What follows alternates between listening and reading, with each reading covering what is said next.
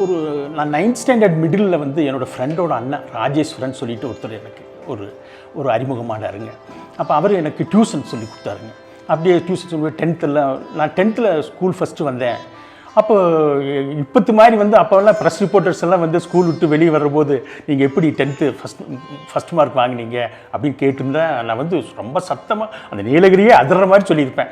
எனக்கு டியூஷன் அண்ணன் அந்த ராஜேஸ்வரன் அண்ணா தான், அவரால் தான் நான் பாஸ் பண்ணேன் அப்படின்னு சத்தம் போட்டு சொல்லியிருப்பேன். அப்படி ஒரு ஒரு ஒரு பர்சனாலிட்டி என்னைய முதல் வாழ்க்கையில் என்னை வாங்க போங்க அப்படின்னு கூப்பிட்டவர் அவர் தான். அது எனக்கு நல்ல நினைவு இருக்குது, என்னை வாங்க போங்கன்னு சொல்லி. அது போக அவர்கிட்ட தான் எல்லா ஒரு செயல்களையும் ஒரு புதிய பார்வையில் பார்க்கறதுக்கு நான் கற்றுக்கிட்டேன். அவருடைய என்னை பொறுத்தவரை ஒரு பெரிய சிந்தனையாளராக நான் பார்க்குறேன். எந்த ஒரு செயலையும் ஒரு புதிய கோணத்தில் கற்றுக்கிட்டேன் அவர்கிட்ட. அப்போ அவர்கிட்ட தான் இந்த வெளி உலகமே எனக்கு தெரிய ஆரம்பிச்சிது. ஒரு கவர்மெண்ட்டு என்ன, ஒர்க் எம்ப்ளாய்மெண்ட் ஆஃபீஸ் என்ன, ஒரு கால் ஃபார் ஆர்டர்னா என்ன, ஒரு அப்பாயின்மெண்ட் ஆர்டர் அப்படிங்கிறதெல்லாம் அவர்கிட்ட தான் நான் தெரிஞ்சுக்கிட்டேன். அவருக்கு வந்து முதல் ஒரு வேலைக்கு வந்த ஒரு அப்பாயின்மெண்ட் ஆர்டர் பார்த்து தான் நான் கவர்மெண்ட்டில் இப்படியெல்லாம் இருக்குங்கிறதெல்லாம் நான் தெரிஞ்சுக்கிட்டேன். அப்புறம் எனக்கு நிறைய அவர் இப்போவுமே நான் வந்து புக் ஸ்டாலெல்லாம் போயிட்டு காரல் மார்க்ஸ், அரிஸ்டாட்டில், சாக்ரட்டிஸ் அப்படின்னு அறிஞர்கள்லாம் பார்க்குறபோது புக்ஸு வாங்கும்போது நான் வாங்க மாட்டேன். ஏன்னா எனக்கு இப்போவும் அவர் தான் எனக்கு எல்லாமே. அது அவர் இத்தனை ஒரு சிந்தனையாளர் அவராக தான் நான் இந்த நிமிஷமும் வச்சுட்ருக்கேன். லைஃப்பில் ஒவ்வொரு கட்டத்துலேயும் அவர் எனக்கு அப்ளை ஆகிட்டே இருப்பார். ஆனால் அவர் இங்கே பக்கத்தில் தான் இருக்கார். பார்த்துட்டு அவர் 1 ஹவரில் நான் நினச்சா பார்த்துடலாம். ஆனால் அது அவர் பார்க்காமையே அவரை வந்து இந்த 60 ஆண்டு காலம் அவரை மனசில் வச்சுட்டே இருக்கேன். என்னோடய கல்யாணத்துக்கு மட்டும் கூப்பிட்டுருந்தேன்.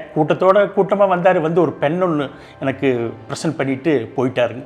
அப்போ அந்த பெண்ணை மட்டும் நான் பத்திரமாக இந்த நிமிஷம் வரை வச்சிட்ருக்கேன். அப்புறம் அவருக்கு ஒர்க்கு வந்து ஒரு அப்பாயின்மெண்ட் ஆர்டர் வந்து வந்தோடனே அதெல்லாம் அந்த நினைவெல்லாம் எனக்கு நல்ல நினைவு இருக்குது. அந்த அப்பாயின்மெண்ட் ஆர்டர் எடுத்துகிட்டு ஒரு நாள் அதிகாலையில் அவர் பஸ்ஸுக்கு புறப்படணும். அவர் அனுப்பிச்சி விட்றதுக்காக நானும் அவர் கூட போனேன். கூட ஒரு 2-3 பேர் போனோம். அப்போ அதில் நான் போயிட்டு இருந்தபோது அப்போ தான் எனக்கு தோணுச்சுங்க, நான் வந்து இனி டிகிரி பண்ண முடியாது. இந்த அண்ணன் வந்து ஒர்க் கிடச்சி கூடலூருக்கு போகிறாரு.